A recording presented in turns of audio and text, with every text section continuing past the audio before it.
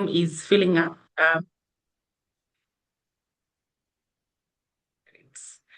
My name is Doreen Odongo, and I work with AWARD, African Women in Agricultural Research and Development.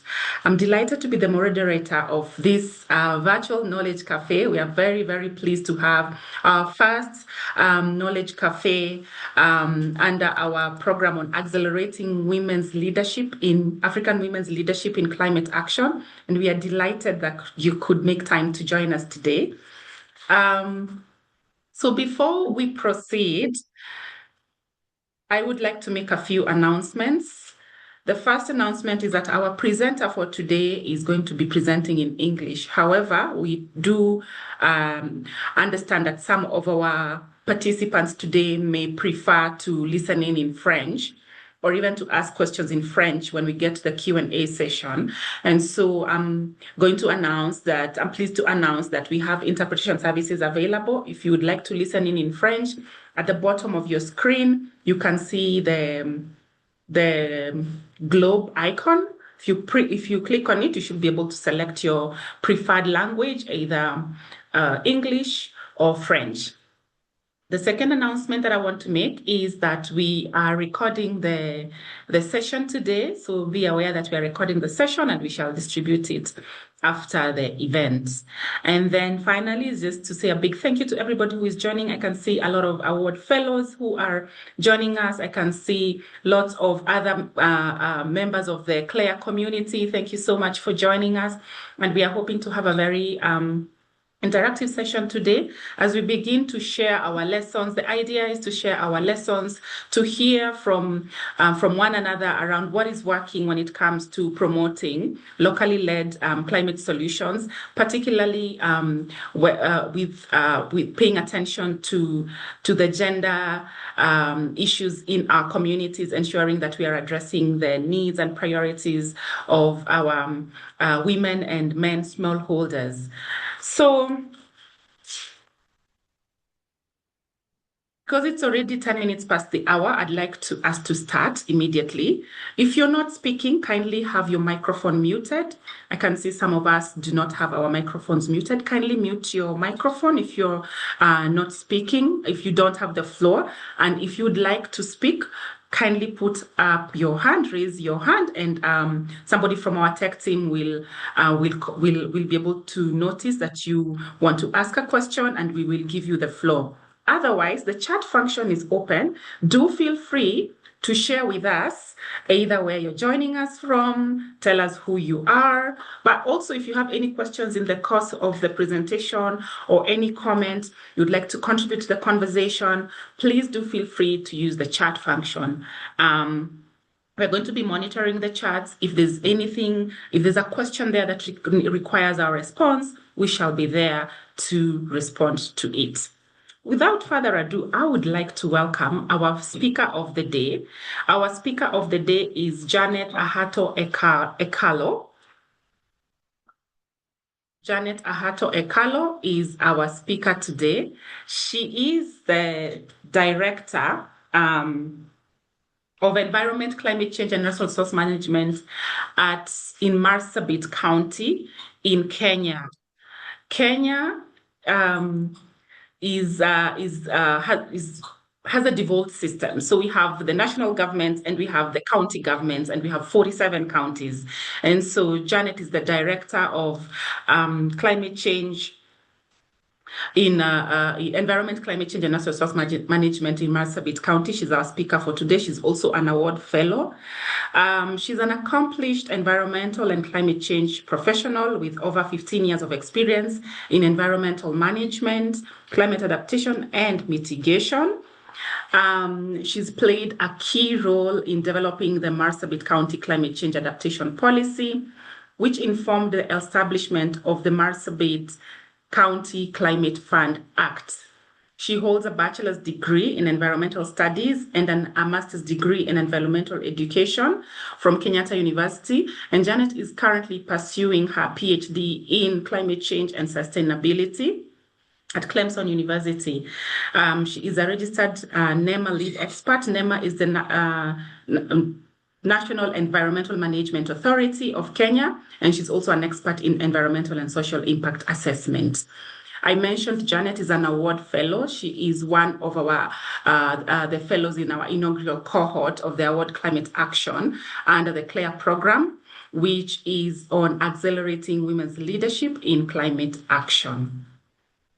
Janet, welcome, a very warm welcome to you. Thank you very much. Thank you very much, Joanne. I'm very grateful for joining today. Just want to say thank you for all those who have joined.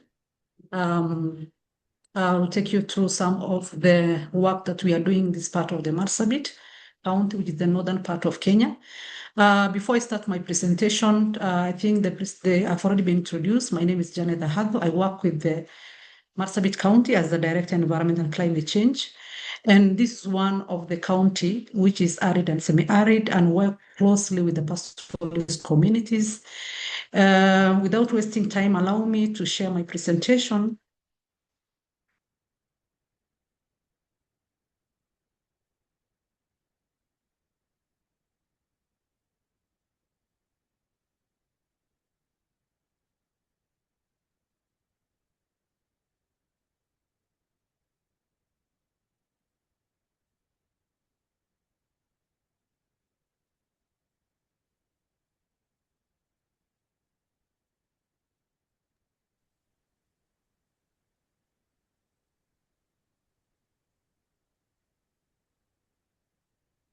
Is that clear from your end? Yes, perfect. Thank you, Janet. You can proceed. Thank you. Thank you very much. Thank you very much. Okay, allow me to start now presentation. My presentation is mostly on the aspect of So my presentation is mostly on the aspect of looking at the pastoralist communities, the local area climate action, and how that is improving the lives and the life of pastoral community. I work with the pastoralist community where the climate change is more pronounced. And changing the lifestyle and changing the life of the community calls for more local-led action so that the community can take the initiative to start addressing the climate change adaptation and mitigation from the local context. So this will be the outline of my presentation. I'll take you through the introduction and the context, pastoralism, and then I'll go into deeper onto pastoralism and the challenges that this pastoralist community are facing. What are some of the policies and legislative framework that anchors the local-led climate action? I will look at some of the local-led climate structures that help the community to initiate local-led climate action, and then I go into deeper the local-led climate actions that we are already doing it at the local communities and how it's changing the lives and the life of people, the lessons learned from our actions, and being a climate fellow, what fellowship has contributed to the achievement that we have had so far in Marsabit County. Because of the aspect of the climate change, mainstreaming climate change aspect of genderless kind of climate change, local adaptation, and how that now has changed our programming and how we are delivering the local climate action. And then we have some recommendations and then conclusion. Thank you. So if you look at Marsabit County, as I said, it's the largest county, covering approximately 78,961 square kilometers. It's one of the arid and semi-arid lands of Kenya, making it the driest county. Geographically, in population, we have 459,785 people, equivalent of 243,548 males and 216,119 females, and a total of 77,495 households. The average households is 5.8. We call it 6 per households. Population density is about 6% per square kilometers. Economically, this is one of the counties that is ranked nationally, number 30, meaning we have GDP of Kenyan shilling per capita 106,784. And the main economic activity for this community are pastoralism, whereby 80% of the population entirely depend on livestock for food, for education, for social and economic activities. And then we have 16% which practice agro-pastoralism, because Marsabit County has a very unique ecosystem. So there are areas that can support irrigation. And then we have Lake Turkana, which a community practice fishing. And that is just 4% because it's only 70% of the lake is in Marsabit County. Environmentally, Marsabit County have a very diverse ecosystem. We call it a very unique ecosystem because within the county, we have forest, which accounts to 1.7%, very unique forest, Mount Marsabit and Mount Kulal. We have deserts, Chalbi deserts, which is the biggest desert. We have oases within the desert. We have oases. We have the lakes, national parks, which contribute to the ecological uniqueness of the county. Just an overview of what Marsabit County is so that you can relate with the presentation. Looking at the pastoralism, as you know, pastoralism is way of life, where the communities keep livestock for economic, social, and the cultural values. And for pastoralism to strive, it needs mobility. People have to move, livestock has to move from one area to another one patch of livestock, and also to adapt to one way of adaptation to current climate risk like the drought and the rainfall. So to highlight just some few challenges the pastoralism is facing so that it can link with the presentation, the recurring drought. With all these climate risk, the area have been experiencing one drought after another one, which leads to degradation of most viable areas. The resource-based conflict, which now brought up by the aspect of the drought. Communities, most of the land, almost 90% is rangeland. And this is where community depend, especially for grass and for water surfaces. So most of the time, because of the recurring drought, this resource becomes scarce and the community fight. We call it resource-based conflict, especially during the drought. The rangeland degradation, because of the overgrazing, keeping large number of livestock, and we have the recurring drought, land is not regenerating, and this leads to degradation and increasing the bare land. The aspect of invasive species, we have, you call it in local name Madenge, that is Juliflora, Prosopis juliflora, that has invaded most part of the land, and this is a very big issue because the species is not viable for the livestock production, but taking big chunk of the land, so it leads to degradation. The flash floods, currently what we are experiencing, we're just from the drought, now we have flash floods. The zoonotic diseases that are linked to changes in the climate, especially the Rift Valley fever, the rabies, and the pastoralism directly associate with the livestock. So there are diseases that are transferred from the livestock to human, becoming a very big challenge to pastoralism. Ethnic conflict of boundaries. We have 14 different ethnic communities in Marsabit County alone, and have their own defined boundaries, traditional boundaries, and because of this, most of the conflict by coming. The wildfire or induced fires, especially pastoralists, are mobile. So on the process of moving from one, especially during the dry season, they induce fires, and this is one of the major challenges that we face. Focus of my work, what I do mostly, I provide leadership in the areas of environmental conservation, climate change, and managing of natural resources, guiding the sector in the key policies and legislative framework, at the same time initiating local climate change actions to build the community resilience. Now, looking at what are some of the policies that we have done so far that link to local climate action. Marsabit County, with my technical advice, we are able to come up with a climate change adaptation policy. This policy able to come up with a climate finance framework.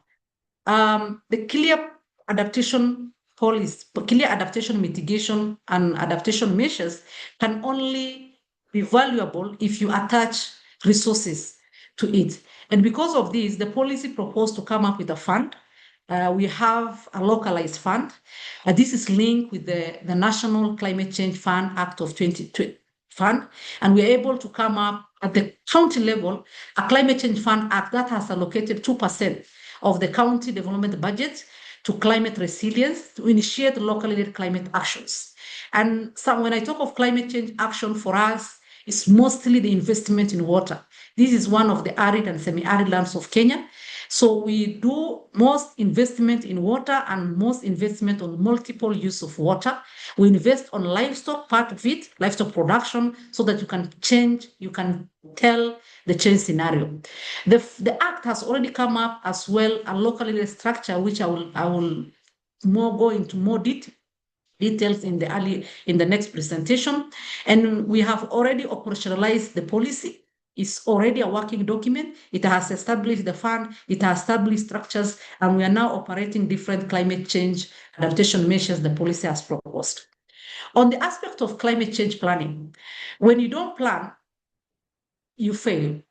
So for us to operationalize the bill, the act, and the policy, there is a whole component, we call it participatory climate risk assessment. Why participatory? Local communities, like where I come from, a good percentage of this community have not gone to school, but they have the indigenous knowledge, they have the local knowledge. And for them to understand, appreciate that these changes in the climate, there's need to bring them on board. So we did a participatory climate risk assessment with a whole kind of comprehensive assessment whereby we bring on board local communities ranging from pastoralism, ranging from people living with disabilities, the NGOs, and everyone into one kind of multi-sectoral kind of assessment, looking at the trend. How does climate behave for the last, let's say, 50 years? And what are the current, let's say, current kind of intervention that we are undertaking? And why is the scenario is not changing? So understanding the climate change from the climate risk part of it enables the pastoral community to appreciate that climate change is real, it's affecting their social life, it's affecting their economic life, and there's need to come up with an intervention to address locally led climate actions. So we have been using different participatory tools. I think I don't need to go into details of different participatory tools that we have been using to ensure that they are part and parcel of this process for them to understand. And then we come up with a comprehensive participatory climate risk assessment report. This report is online. You can get it and read it. After doing this, coming up with the participatory climate risk assessment report, it helps us now to come up with action planning. And when I say action planning, is we're now looking at from the local context. What are some of the climate risks? How is this climate risk? Be it drought for us, we have prioritized drought, flood, and resource-based conflict and diseases as some of the climate risks. After identifying these climate risks, how are they affecting different people? People living with disabilities, women, and pastoralists, and everyone. How are they affecting them differently? And what are some of the mitigation measures that we can put in place to address and to help the community to have adaptive capacity? And if you look at this report, it has looked at what are some of the current intervention that we are doing, and why is the scenario not changing? What are we not doing right to build the capacity of the local communities? We have looked at current intervention. If it's water resources, what is the gap? What do we have as a local communities? Is the gap accessibility? Is the gap the aspect of availability? Is it the aspect of governance? And what needs to be done with the current climate risk so that we can be able to look at the future? If we do things the way we do today, how will the future of pastoralism look like?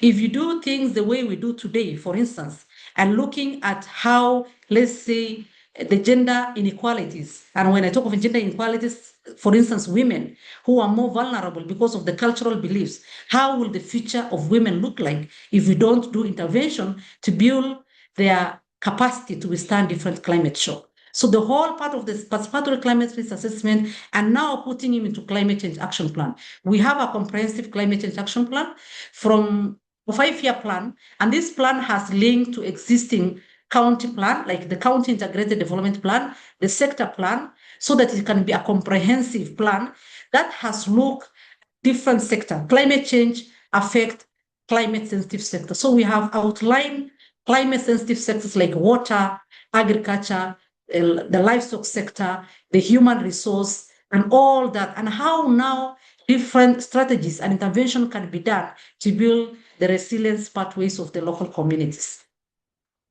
On the locally led structure, because when you talk of locally led structure, if the community will not have that initiative to be able to take up the activities, then you cannot be able to build the resilience pathways. So having a county climate change action plan, we have cascaded that to a ward level. Ward is the smallest administrative unit for us. So we came up with the ward development resilience plan.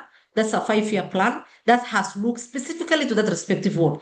Remember, I mentioned earlier that Marsabit County is very unique county. We have areas that are purely dry, areas that people do agroforestry, areas people do fishing. So understanding the multi-kind of sectoral kind of livelihoods, designing those plans so that it can be award specific, it can be locally led. And this is now cascading the intervention to a locally led level and having a structure. We call it award climate change planning committees, which are 11 members in all the 20 wards to spearhead the local climate action. And these have a representative from gender representative, youth, pastoralists, people living with disability, so that it can be inclusive of all the people. And then on the aspect of gender responsive climate action, why are we focusing more on gender issues? If you look at among the pastoralist communities, especially in Marsabit counties, there's a lot of gender inequalities due to cultural beliefs. And if you look at those cultural beliefs and customs, female are more lesser gender than male. And because of this, they have been denied, especially the right to own resources, like a productive resource like land, access to financial resources, the aspect of owning livestock, and then restriction on the aspect of education, and then restriction in participation in decision making. And this has made them to carry the burden of, with the now looking at the climate change and already cultural, inequalities and the beliefs, women become more vulnerable. And because of this, we came up with a toolkit that has looked at integrating gender issues in our policies and plans so that the decision makers, the policy makers, has to have a gender lens kind of intervention that ensure that everybody is able to get climate change mitigation and adaptation measures to build their resilience pathways. And then now coming to aspect of the capacity building. As I said, Marsabit County, most of the people, I can call it almost over 70% of people have not gone to school, meaning the level of knowledge of understanding is very low. And remember, they have the indigenous knowledge. So as a county, when we talk of climate change training, we have asked ourselves, what are we training the communities? Because pastoralism is very unique. And coming now to climate change, and because pastoralism is way of life, it's affected by the climate change. And how are we going to train the pastoralist community differently for them to understand that the climate change is happening, it's affecting the livestock patterns, it's affecting the rangeland, and there's need for us to do things differently to build the resilience pathways of the local community. So we came up with a climate change training manual that has comprehensively looked at, the concept of climate change in the local understanding. If you say climate change, as I said, we have different ethnic communities. We have Rendiles, we have Samburus, we have Boranas who all speak different languages. So what does climate change entails in the local languages? And then the aspect of the contingency planning, because sometimes you cannot plan, you cannot predict because of the changes of the climate change. And then the risk analysis, the action plan, the participatory analysis, the disaster risk reduction concept in the pastoralist setup, the hazard vulnerability assessment aspect, the ward resilience plan that I talked about, and then now linking the pastoralist communities, the local communities to different finances. And this one we build their proposal writing skills. And I will, in my next presentation, you will see some of the achievement that we have recorded, these communities, and when we talk of this community, our linkage is the World Climate Change Committees.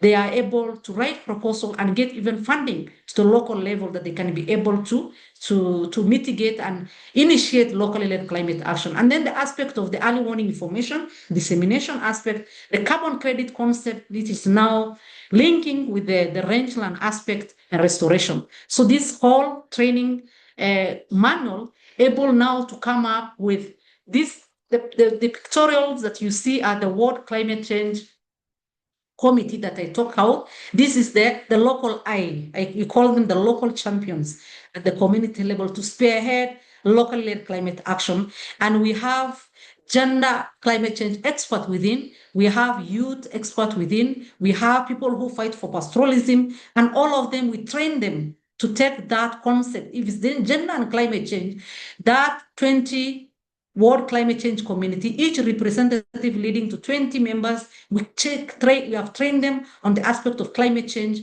and gender issues so that they can be able to have genderless programming, genderless budgeting, and all that. If it's the aspect of the youth, to have that kind of understanding how climate change affects youth and what intervention can they bring on board to build the resilience pathways of the local youth. The same applies to pastoralism. The same applies to business people, because there are people who depend especially on the businesses.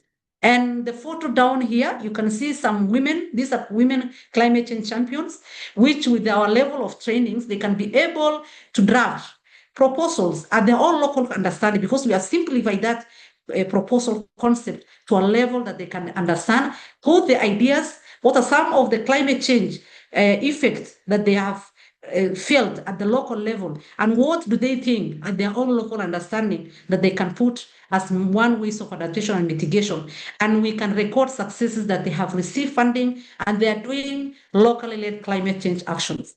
And then now looking at the pastoralist setup, we don't have where people just sit in luxury of sitting in boardrooms.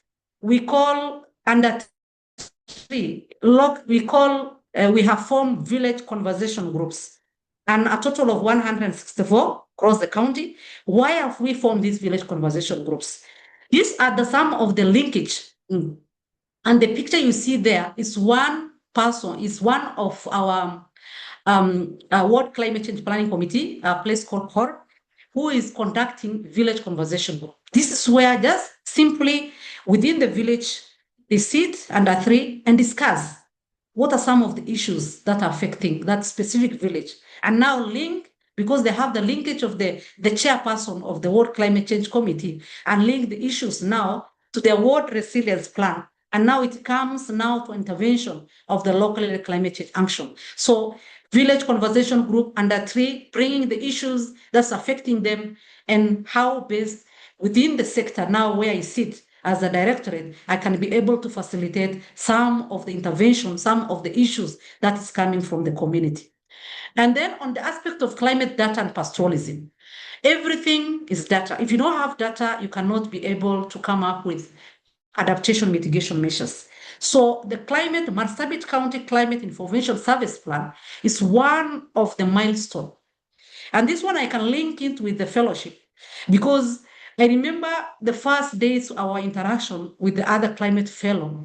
There is little information on data, on climate data, especially among the pastoralism, especially among in Marsabit, that can inform some of the local climate action. So we took an initiative to come up with the Marsabit County Climate Change Information Service Plan with the knowledge that I received from the fellowship, the AWARD fellowship. And this helps to facilitate early action to reduce losses. And why climate data is because integrating the indigenous knowledge, weather forecasting, scientific. The main reason we came with this is that among the pastoralist setup, there is the indigenous knowledge of weather forecasting, and then we have the scientific knowledge. And most of what, when we give early warning information, the pastoralist communities follow more, the rainmakers follow more, the weather forecasters, and not looking at the scientific aspect. So how we bridge the gap? So wherever we come up with our scenario planning, our contingency planning, we have already mapped these weather forecasters or the rainmakers within the local communities, and we bring them on board during our contingency planning, during our formation of early warning information, so that we look at the indigenous knowledge, the scientific knowledge, and come up with early warning information that are informed at the local communities. And now we use the World Climate Change Committees to disseminate this information and provide feedback. Why doing this is because of the climate information is the climate data, the climate information is very crucial for early action to reduce losses. The current plan, because the plan is still in the operationalization phase, we are looking forward to come up with climate information center at the world level. And some of this climate information center, we want it to be different. We will not talk of the digitalization of this plan, but we look at using the local understanding and looking the local ways of they are doing it, and we improvise and come up with simple way that they can be able to get this information and they can be able to act. If it's an aspect of pastoralism and the recurring drought, that the drought will come in the next few or 5 months or a month, putting this information to understanding of that person, a herder, who is herding somewhere in the desert, to understand and what are some of the actions he or she is needed to take, if it's movement, if it's the aspect of now rangeland restoration, if the aspect of the plant grazing, they can be able to act in their own local context. And then now, let me come to the local climate actions of what we are doing so far to build the community resilience pathways. Our fellowship strengthen the ability to design gender-responsive local climate action. When I talk of gender-responsive climate action, it's an understanding of how is different gender affected, and to what extent can we design our programs, design our budget to have that gender lens kind of intervention.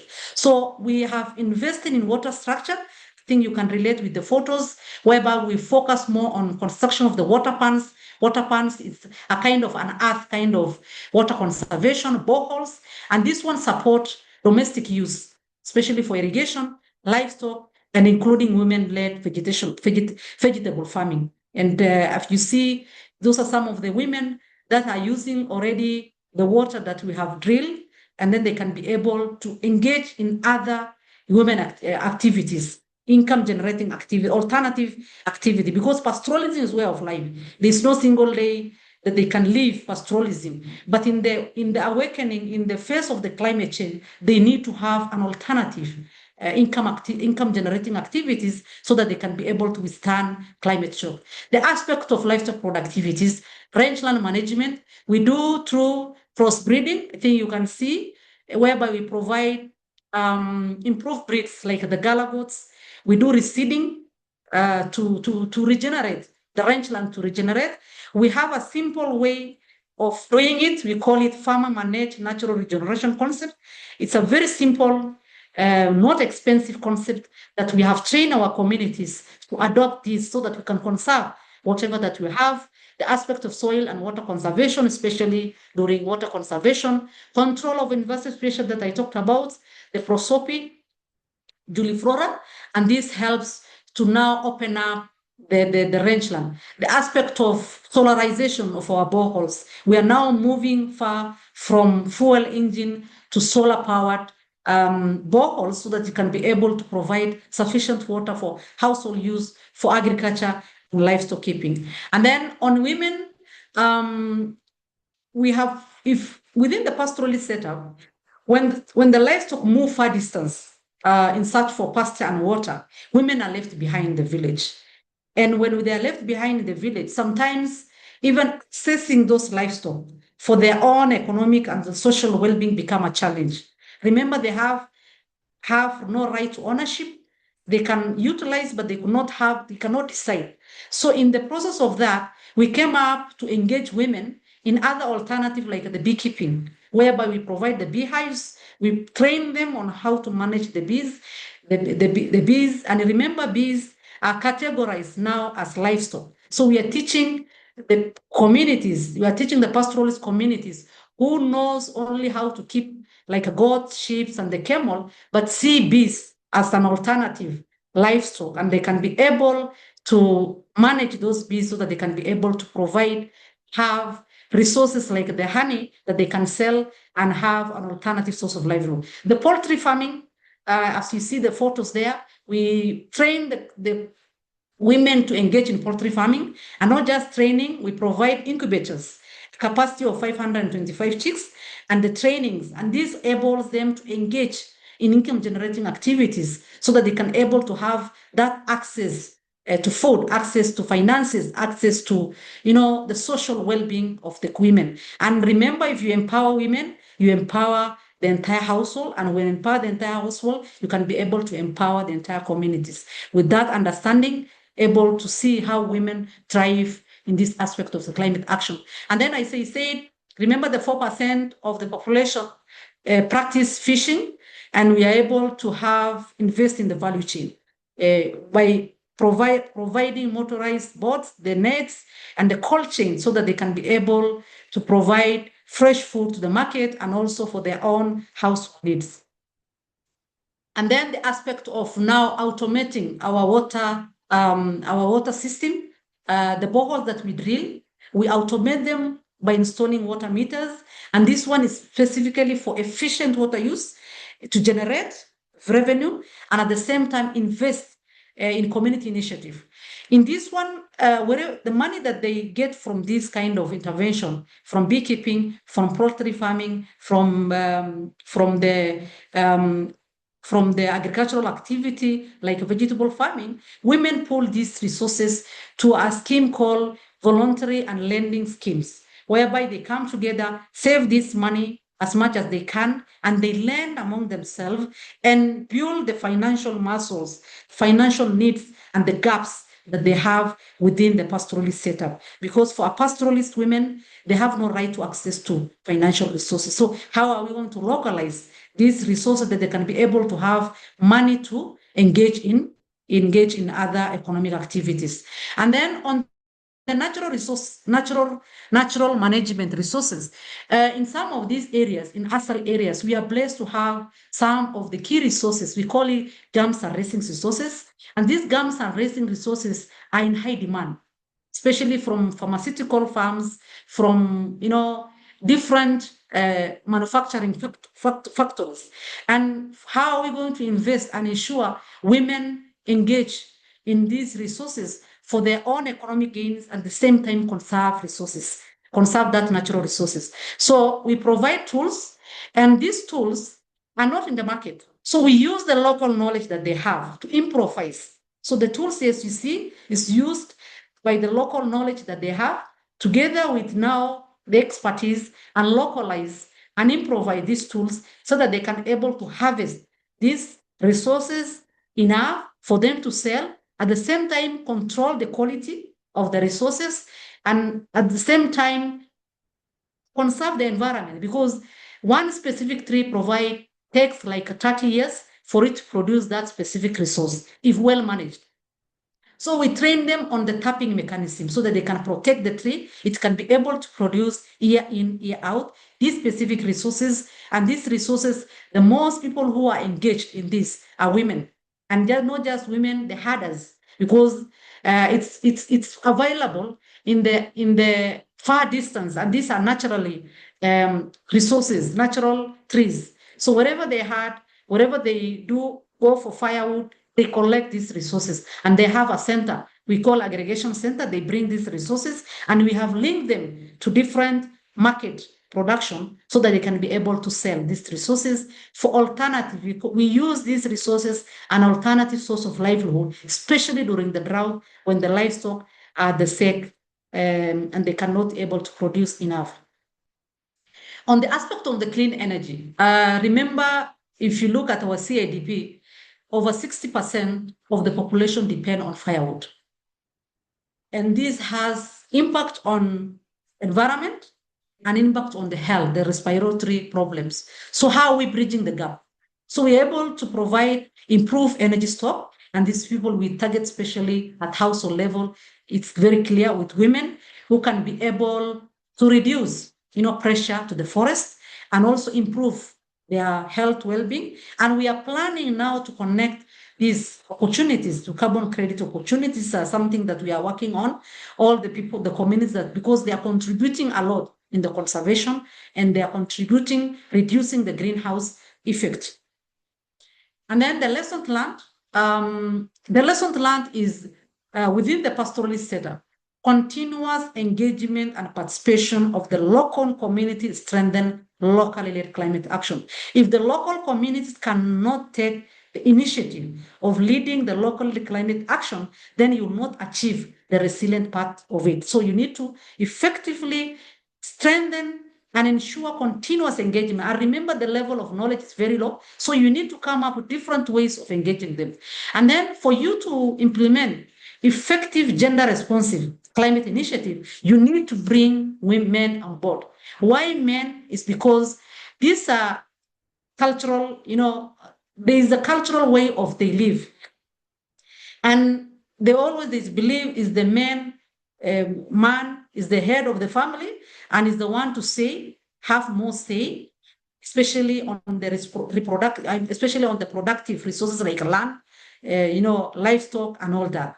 So for you to implement effective gender responsive climate action, you need to bring the men aspect on board so that you can be able to educate them and for them to understand and appreciate women are more vulnerable because of, different climatic conditions that's affecting us, the historical kind of inequalities that has been affecting them for long. So they need to understand and appreciate why are you maybe supporting women more than men, all that understanding. And then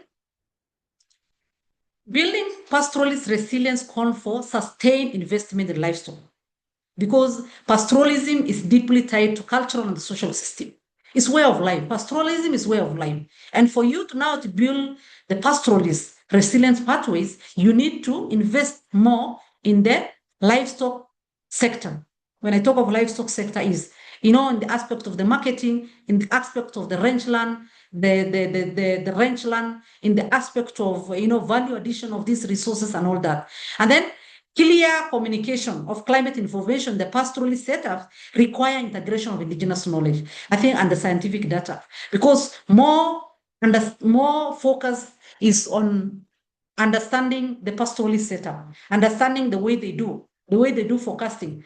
And if you see sometimes they follow the rainmakers, they follow, the weather forecasters. So how do you communicate the scientific climate data? So you need to bring the indigenous, integrate the indigenous and the scientific knowledge in a way that you can be able to clearly communicate information, climate change information for early action to reduce losses.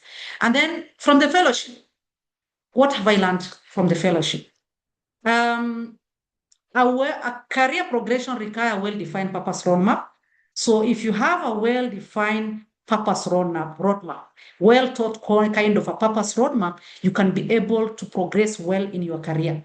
And then for effective implementation of gender responsive action and budgeting, it requires a well-elaborated policies and legislative framework, as well as strong political will from the leadership. Because for you to design a gender responsive climate action, gender responsive budgeting, you need to integrate that in the policy. You need to bring on board the political goodwill, and you need to bring on board in leadership, everyone into kind of understanding so that you can be able to achieve a gender responsive climate action.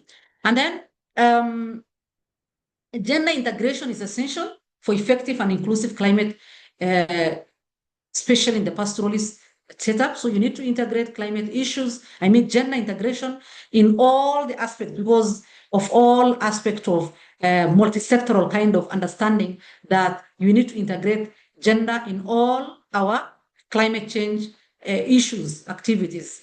And then the aspect of women empowerment significantly improve outcomes as women play a central role in the household resilience and natural resource. Remember, I said when you empower women, you empower the household. And when you empower the household, you empower that community. So once you empower the women, you have empowered the households, because whatever the women will do, they will be a central role in the household resilience building and the natural resource management, because women are naturally conservationists, they're environmentalists. So this need to empower women so that you can be able to empower the household and the community. And then for a strong policy and institution framework, enable action, there is need to community level through the local climate approaches. So that for you to effectively implement the local climate action, there is need to have a strong policy and institution framework to initiate and sustain the local climate action. So what are some of the challenges? As I was implementing all these activities, wherever that you do something, you always overcome with the challenges, and the challenges become an opportunity for you to improve. So overburden of climate risk, hence limiting resilient pathway. Let me give a current scenario. We are just from the drought in the pastoralist setup in Marsabit, in arid and semi-arid lands of Kenya. But currently, we are experiencing flood. So we have been battling to respond to drought. When you talk of drought, responding to drought, and then all of a sudden, the floods are there. So overburdening of this climate risk limit resilience pathways because you keep on diverting resources to where it's needed. And then the cultural and structural barriers limit the women participation in adaptive and lively opportunity, despite the effort made in the resilience. So despite the effort that we make, we need to appreciate that there's still the cultural and the structural barriers that we need to help and see to bridge the gap so that you can be able to empower women in a way that they can be able to have adaptive ability. And then for pastoralism, mobility is very crucial and the level of knowledge. So the mobility of pastoralism community and the level of knowledge limit the access to information and the services. For pastoralism to thrive, there is need for mobility. So fragmentation of the land limits the mobility. And if the livestock don't move, then there's aspect of now denying the cultural right. At the same time, mobility is one way of adapting, and it helps even to conserve the environment. So mobility is very crucial, especially in the pastoral setup. And then the recurrent climate risk increase the workload of women, especially on looking for water and the firewood collection in arid and semi-arid lands of Kenya. So if you look at the current setup, the current situation is the water has become scarce because of the recurring drought and different climate risk. The firewood, the way the women get firewood, there's a lot of degradation. There's a lot of, logging that has now limited the availability of this crucial resource.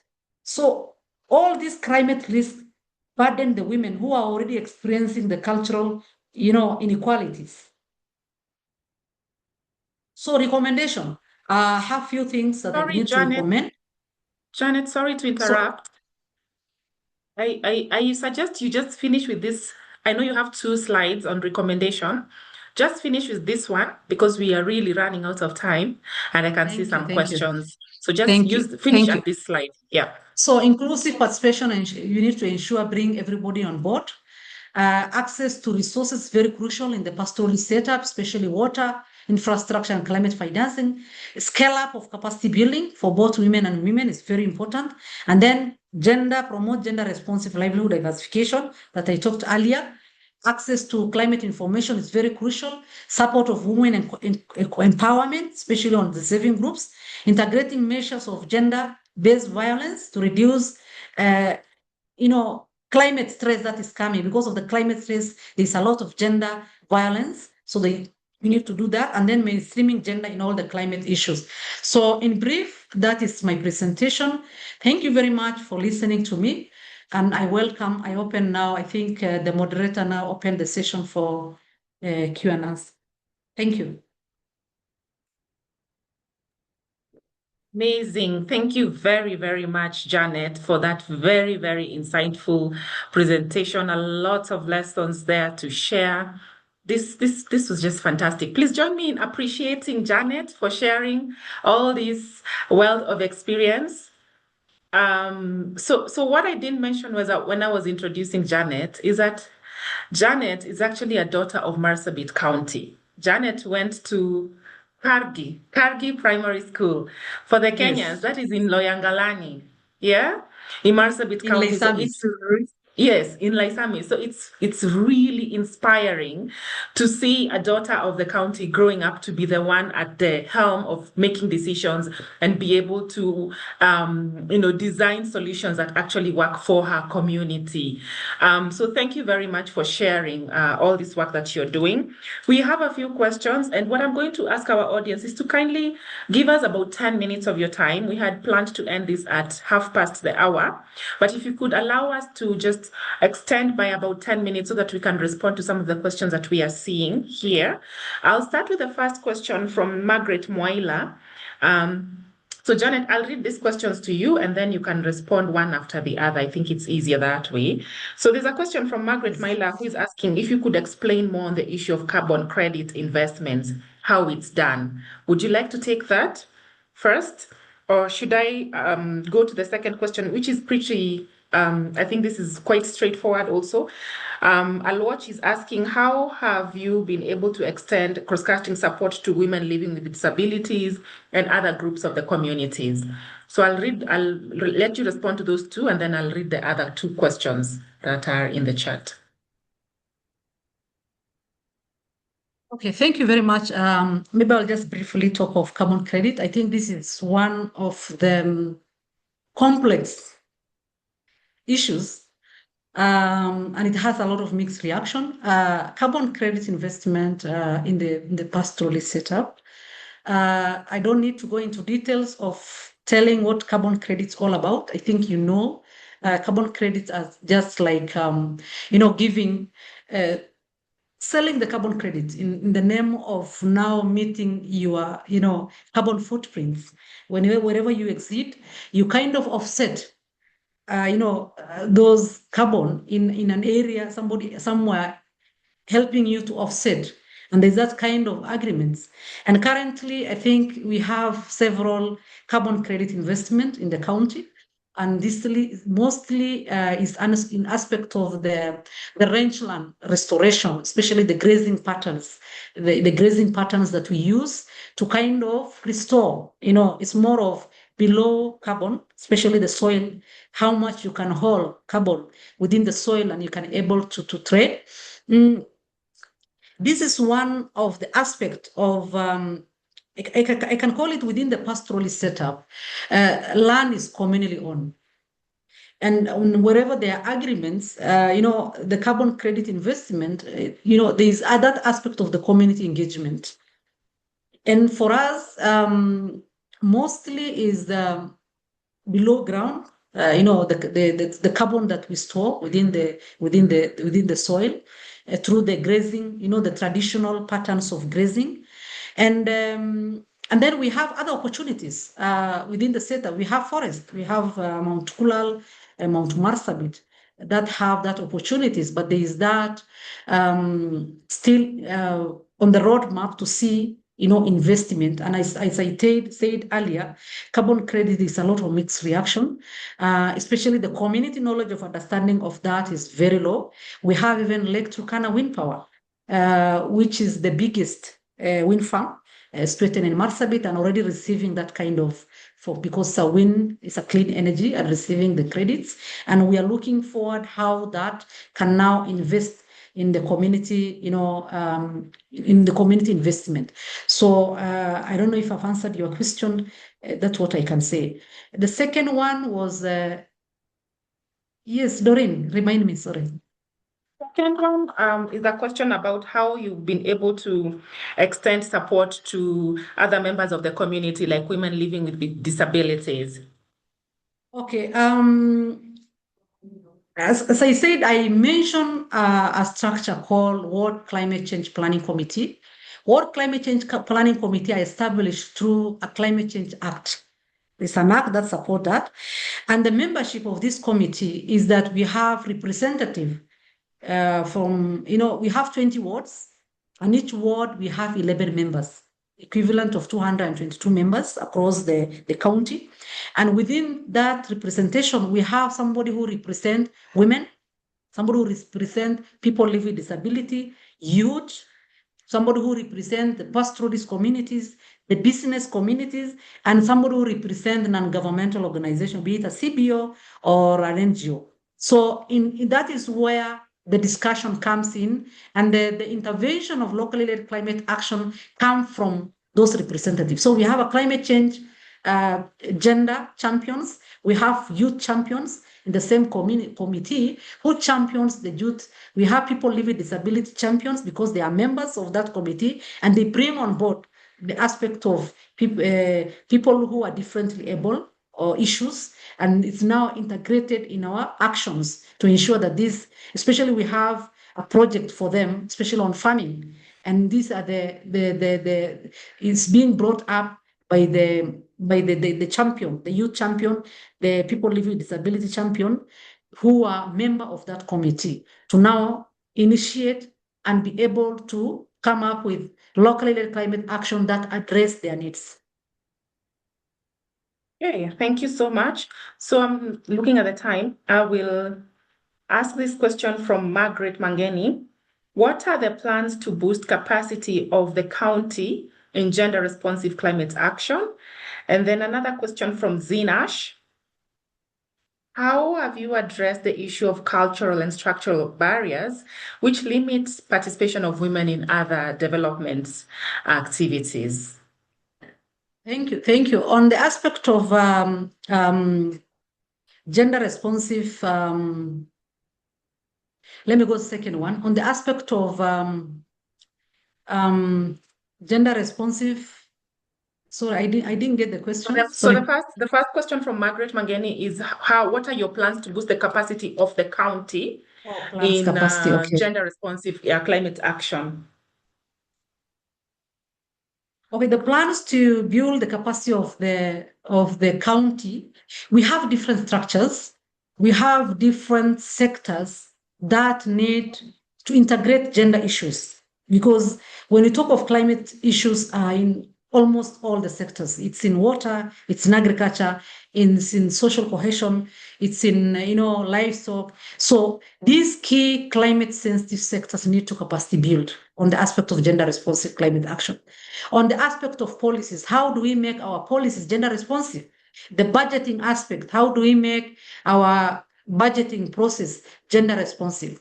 And understanding why the aspect of gender and climate change. People, when you talk of women, they will say, why are you supporting more activity on women and not men? So understanding of how different gender is affected and appreciating that there's need to do these climate change issues to address and to bridge the gap and bringing everyone to a level that they can be able to build their resilience. So there's still gap. So you need to build the institutions, the organization. You need to build the capacity of the local communities. You need to build the capacity of different structures within the climate change actors. So I can say there is still gap, and there are different ways of building, because when you talk of gender, people take it differently. So you need to bring the cultural aspect.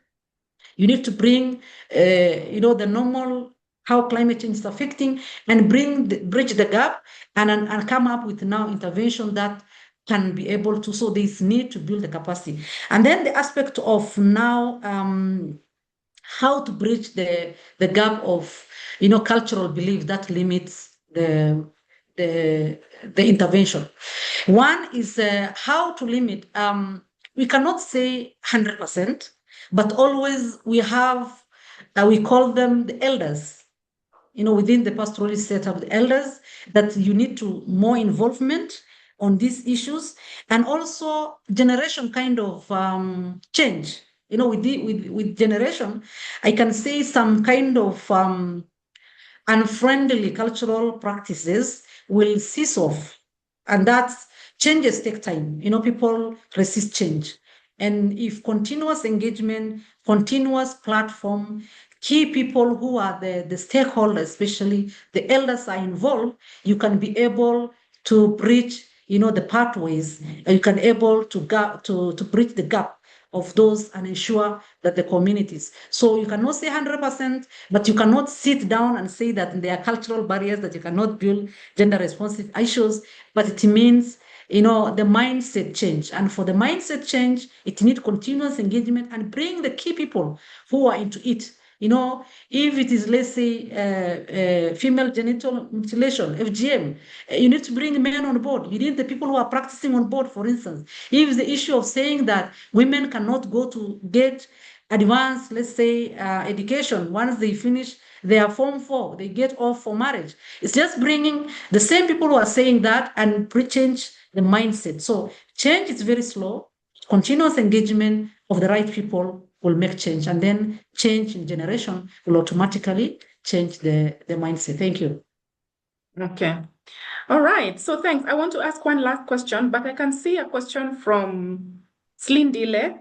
Slindile, I think this is a question for AWARD, and you could feel free to send this email to us, this as an email to us, and we can respond to you. My colleagues will type the email address because I think this is different. My colleagues will type the email address for you, where you can channel that question. Finally, a question from Anastasia. She's asking, who are your collaborators?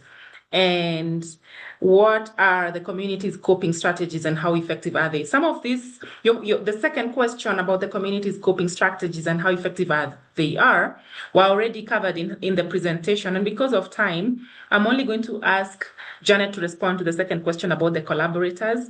And then I'll talk to you about the next steps on how you can get this engagement going forward. Janet, over to you about your collaborators. Thank you very much. Our collaborators we have the county government, we have our partners, AWARD being one of them, especially on the capacity building, and spearheading, the leadership aspect of who the climate fellows are, recognizing that you have that thing that you can offer and bring the change. AWARD is one of our collaborators. We have partners, the local NGOs, within Marsabit. We have different funders, like from the World Bank. We have from the EU. So we have different organizations that has made to the changes that I talked about. We have National Drought Management Authority. We have the Met Department.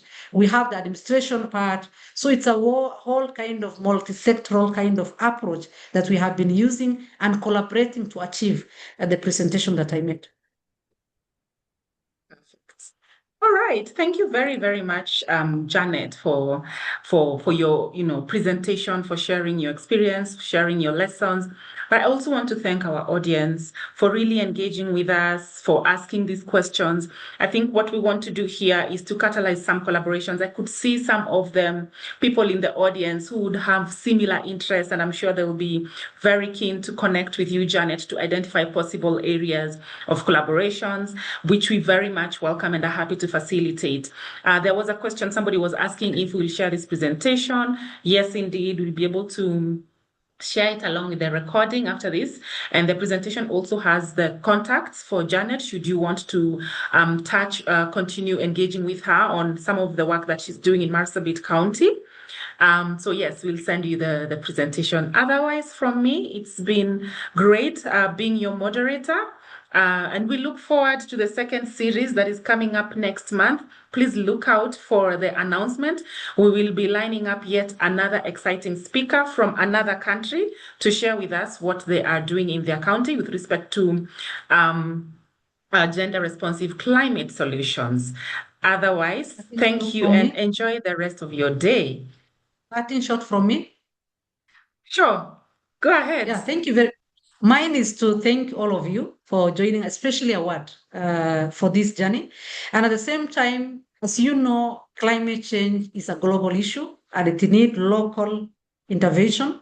Thinking globally and acting locally. That is our slogan for all of us.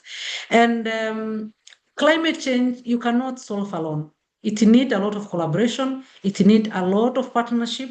And I call upon everyone here to join us the hand here in Marsabit County, in other arid and semi-arid lands of Kenya, to build the resilient pathways. It's not an easy thing to say 100% that you can build the resilient pathways, but with your coming together from the multi-sectoral approach, from the partnership approach, from the collaboration approach, and going hand in hand and in the journey as one in achieving the resilience pathways, you can be able to achieve that. And remember, wherever you empower women, as I said, you empower the lives and the livelihoods of the households. And once you empower the household, you empower the entire local community. So thank you very much. And I look forward to interact with you in other, sessions and all that. So thank you very much. And thank you for joining.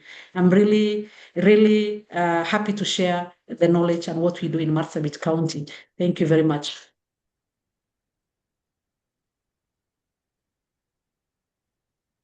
Bye.